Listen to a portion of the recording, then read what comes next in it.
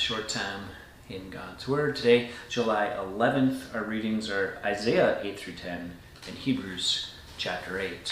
Sticking with our theme so far in the week, we're going to go back to the Old Testament because here in Isaiah, there's a section here that is again going to be about Jesus. And so I just want to make sure we stop and pause on those. But first, chapter 8 of Isaiah, the Lord's talking about this coming Assyrian invasion. And why? Well, because over the time they had turned from him. And so he's going to allow them to come.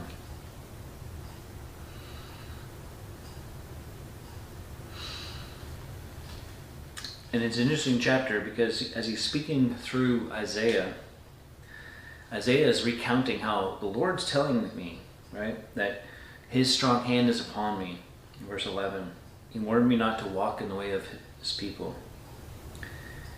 Don't call conspiracy all that this people calls conspiracy. Do not fear what they fear, nor be in dread. But the Lord of hosts, him you shall honor as holy. Let him be your fear, and let him be your dread. He will become a sanctuary and a stone of offense and a rock of stumbling to both houses of Israel, a trap and a snare to the inhabitants of Jerusalem. Many shall stumble on it, they shall fall and be broken, they shall be snared and taken. Bind up the testimony, seal the teaching among my disciples. I will wait for the Lord, who is hiding his face from the house of Jacob, and I will hope in him. It's like, don't go along with what everyone's saying. You got to stand apart from them. And if you're having trouble with that, remember who your God is. He's a holy God. And so have a holy reverence and respect, a fear of who God is. That'll keep you apart, Isaiah. That'll keep you and enable you to say the things that I'm instructing you to say that are hard, and keep waiting on the Lord.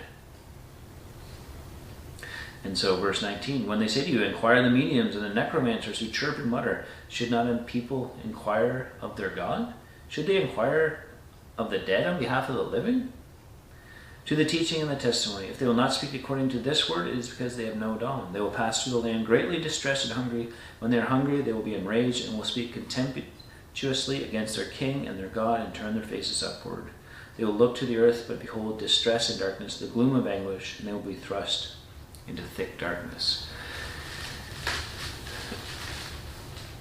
Because they're seeking from everyone and everywhere but through God, God's going to allow them to go that direction.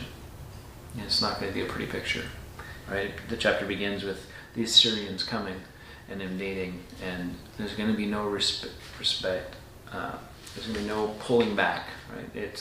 They're all in, and they've kind of, as they say, made their bed, now they got to lie in it. And they're not turning to the Lord. They're not calling upon him. And it's like wandering in the dark.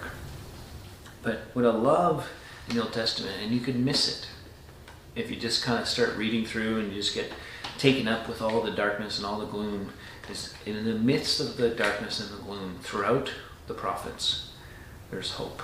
And so, boom, chapter 8 does not look good. Chapter 9 begins. Verse 2, but the people who walked in darkness have seen a great light. Those who dwell in the land of deep darkness, on them has light shone. You have multiplied the nation, you have increased its joy. They rejoice before you as with joy at the harvest, as they are glad when they divide the spoil. The yoke of his burden, the staff for his shoulder, the rod of his oppressor, you have broken as on the day of Midian. For every boot of the tramping warrior in battle tumult, and every garment rolled in blood will be burned as fuel for the fire.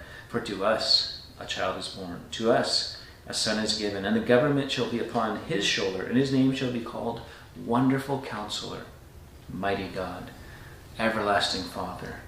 He's the Prince of Peace. Of the increase of his government and of peace there will be no end, on the throne of David and over his kingdom, to establish it and to uphold it with justice and with righteousness from this time forth and forevermore. The zeal of the Lord of hosts will do this.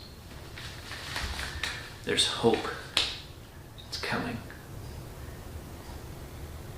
because a child will be born, and this child, he's the wonderful counselor, he's the mighty God, he's the everlasting Father, the Prince of Peace. Now, the increase of his government and all these things, that's still to come, but you can call upon him as the wonderful counselor.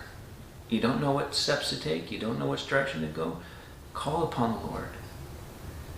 He's the mighty God. He's got all power. He's full of might and strength. And I just love it, because after the despair of the direction that they're going, God gives them hope. Imagine Isaiah enjoyed giving that message. Till next time, keep growing little by little.